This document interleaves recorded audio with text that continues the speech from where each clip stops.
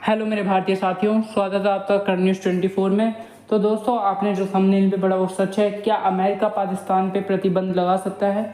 तो पहली खबर यही से शुरुआत करते हैं।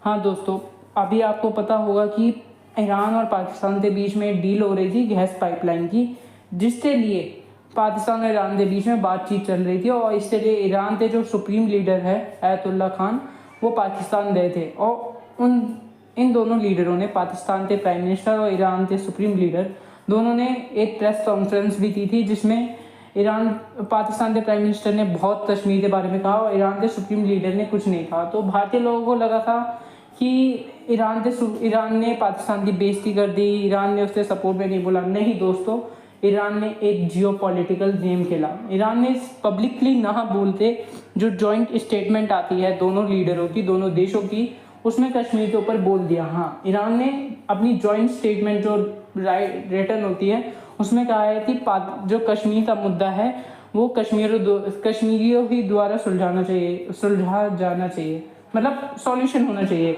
एक तरीके से ईरान कह रहा है कि जो कश्मीर है, जिसे पाकिस्तान और भारत का कश्मीर है, इसमें चुनाव करवाना चाहिए कि वहाँ के लोग कहाँ रहना चाहते हैं। बट इसका कोई मायना नहीं है दोस्तों, क्योंकि भारत का ही हिस्सा कश्मीर है और पाकिस्तान ने कब्जा कर रखा है। और यही ईरान ने खेल करा। ईरान के सुप्रीम लीडर ने वो बात मीडिया के सामने ना कहकर उसे रिटर्न फॉर्मेट में अपनी जॉइंट स्टेटमेंट में कह दिया। और उसका रीज़न ये था कि ईरान चाहता था कि पाकिस्तान उसके साथ वो गैस पाइपलाइन डील साइन कर ले। और जब पाकिस्तान ने देखा कि ईरान ने जॉइंट स्टेटमेंट में ये स्टेटमेंट दे दी है, तो पाकिस्तान ने अमेरिका के जो धमकी थी उसे भी दरकिनार कर दिया और पाकिस्तान ने ईरान के साथ गैस पाइपलाइन डील कर ली है। तो अमेरिका ने पाकिस्तान को धमकी दी थी, अगर पाकिस्तान ने ईरान के साथ गैस पाइपलाइन डील करी तो अमेरिका पाकिस्तान पे प्रतिबंध लगाएगा। हाँ, सैंक्शंस लगाएगा, जैसे उसने रशिया, ईरान, इन दोनों देशों पे लगा रखे हैं और जो साउथ और नॉर्थ कोरिया पे भी उसने लगा रखे हैं। ऐसे ही सैंक्शंस पाकिस्तान को भी अमेरिका की तरफ से फेस करने पड़ेंगे। तो दोस्तों, अब देखना ये होगा कि अमेरिका ये कदम उठाएगा, क्योंकि पाकिस्तान ने तो उसकी बातों को इग्नोर कर दिया है और पाकिस्तान ने ही ईरान के साथ एक गैस पाइपलाइन डील साइन कर ली है। चलिए दूसरी खबर की ओर बढ़ते हैं। तो दोस्तों, आपको पता होगा भारत की दो मशहूर कंपनियां हैं और ये दोनों ही मशहूर इंटरनेशनल कंपनियां हैं। एक है एमडीएच, दूसरी एवरेस्ट। हाँ, दोनों ही कंपनियों पर सिंगापुर और हांगकांग की जो गवर्नमेंट है उन्होंने एक्शन लिया है और इन दोनों कंपनियों पर बैन लगा दिया है। और इन दोनों कंपनियों पर जो बैन लगा है वो तो एक दुश्मनी निकालने के लिए या कुछ करने के लिए नहीं है, या कोई जियोपॉलिटिक्स मूव भी नहीं है। उसका रीज़न ये दोनों ही कंपनियां हैं और इन दोनों कंपनियों के प्रोडक्ट। हाँ दोस्तों, इन दोनों कंपनियों के जो मसाले हैं जो पूरी दुनिया भर में मशहूर है और ये मसालों के लिए ही जानी जाने वाली कंपनियां हैं। इन दोनों कंपनियों के मसालों में इथेनॉल ऑक्साइड मिला है। ये केमिकल ऐसा केमिकल है जिससे कैंसर होने की चांसेस बहुत बड़ी मात्रा पे होते हैं और ये बहुत डेंजरस केमिकल है। और इन दोनों कंपनियों के मसालों में ये इथेनॉल ऑक्साइड मिला है। और ये पहले जांच हुई थी, वो थी हांगकांग में। हांगकांग ने जब बताया 2 दिन पहले, हांगकांग में इन कंपनियों के मसालों पे जांच हुई, जिसमें पता चला कि एवरेस्ट और एमडीएच के जो मसाले हैं, एक को कड़ी मसाला और दूसरा फिश कड़ी मसाला, इन दोनों में पाया गया है इथेनॉल ऑक्साइड। जब हांगकांग ने बताया कि हाँ उसके यहाँ पे इथेनॉल ऑक्साइड पाया गया है जो कैंसर के लिए बहुत ज़्यादा ही जिम्मेदार रहता है, तो हांगकांग की सरकार ने इन दोनों कंपनियों पर एक्शन लिया और बैन लगा दिया इन दोनों कंपनियों पर। भारत सरकार ने ना वो बात सुनी और ना ही इन दोनों कंपनियों के मसालों पर कोई एक्शन लिया, ना इन दोनों कंपनियों पर कोई एक्शन लिया, ना कोई जांच करवाई। पर उसके बाद जब सिंगापुर की सरकार ने इन दोनों कंपनियों के मसालों की दोबारा टेस्टिंग करवाई, उन्हीं ही दोनों मसालों में, कड़ी मसाला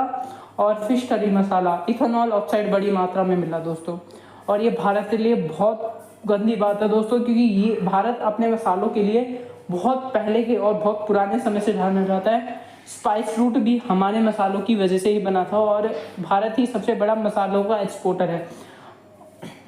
और ये भारत के लिए अच्छी बात नहीं है दोस्तों, कि ये दोनों ही कंपनियां इंटरनेशनल कंपनियां भारत की जो मसाले एक्सपोर्ट करती है। और भारत सरकार ने जब देखा कि सिंगापुर ने बैन लगा दिया, और सिंगापुर ने इन दोनों कंपनियों पर बैन लगाने के बाद ही नहीं रुकी, उन्होंने क्या किया कि जो इन कंपनियों के ये दोनों मसाले बिक चुके हैं मार्केट में जा चुके हैं, उन्हें कहा है कि जिन जिन कस्टमरों तुमने ये मसाला बेचा है उनसे दोबारा इन मसालों को मंगाओ और उन्हें चेंज करके दोबारा नए मसाले दो, बट या मसाले दो या उन्हें उनके जो मनी है वो उन्हें पे बैक करो, मतलब उन्हें वापस उनके पैसे दो।